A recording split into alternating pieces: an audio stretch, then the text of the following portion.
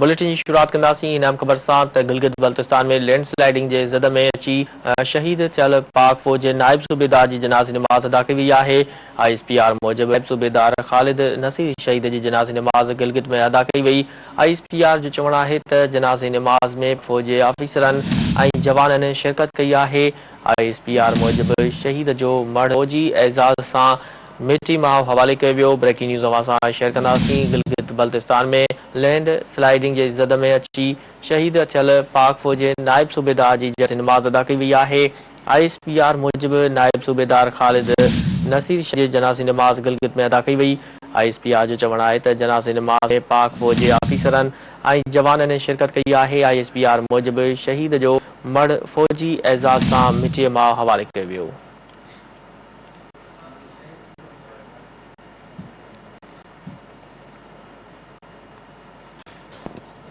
तफ़सील मालूम कंदासीं। टेलीफोन ते मौजूद आहे सिद्दीक साजिद। जी सिद्दीक साहब, नायब सूबेदार की जनाज़ी नमाज अदा कर दी गई है, इस हवाले से आगाह कीजिएगा। जी, जवान पाक फौज के मुताबिक गुंडर फार्म चलास के करीब लैंड स्लाइडिंग की जद में आकर 4 अप्रैल को नायब सूबेदार खालिद नसीर शहीद हो गए थे। उनकी उम्र 46 साल थी और उनका ताल्लुक फैसलाबाद से था।